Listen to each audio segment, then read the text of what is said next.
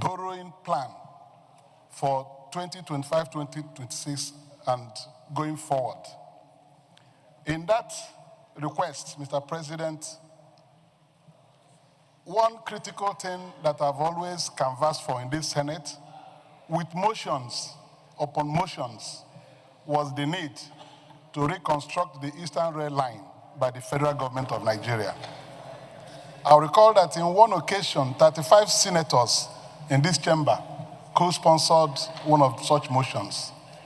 And Mr. President, in each occasion, you have always expressed the need to consider the motion and the prayers. And the prayers have always been approved.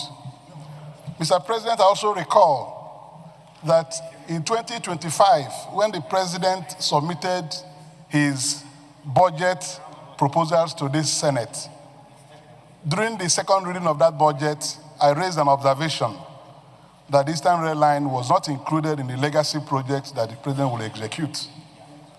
I recall that the DSP presiding that day told me to wait for the breakdown. And when the breakdown is released, that I can now make a case. Well, the budget was discussed and referred to the committee. On the day the budget was to be passed, during the closed-door session, I raised the same issue, that the Eastern Rail Line was not accommodated in the 2025 budget.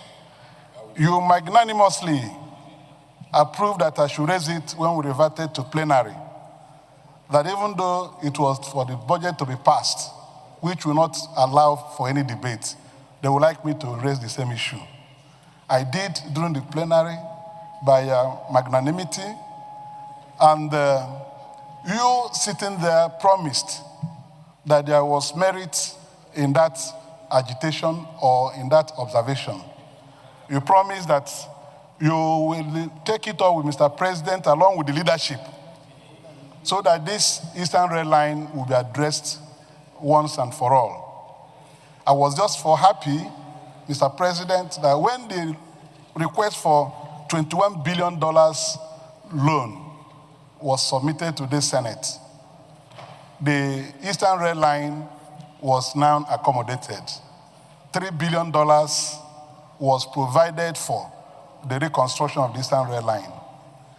And yesterday, the Senate, during the session, approved the request. It now paves way for that Eastern Rail Line to be reconstructed. I feel so happy about this because I've always canvassed here that anything we shall do in Nigeria, we should carry all parts of Nigeria along. This Eastern Rail Line that has now the prospect of being reconstructed will be a very good development, particularly in line with the sentiments of the people of the Southeast Zone. So on this note, I want to thank Mr. President, who has promised that he will do this. During his visit to the Southeast in January 4th precisely, our stakeholders raised the same issue with him, and he promised that he will address it. So in keeping with this promise, this cry of the people of this zone, and indeed all the users of the Eastern Rail Corridor, starting from Port Harcourt to Maiduguri, including Bauchi, everywhere, they are now happy that this is going to be done. So on this note, I thank Mr. President, and also thank you, Mr. Senate President, for joining me in leading this struggle on behalf of the people using this corridor. Thank you very much, and may God bless you. Thank you. Yes, I believe some incoming members of the ADC, and I know that I saw you attending the meeting once or twice.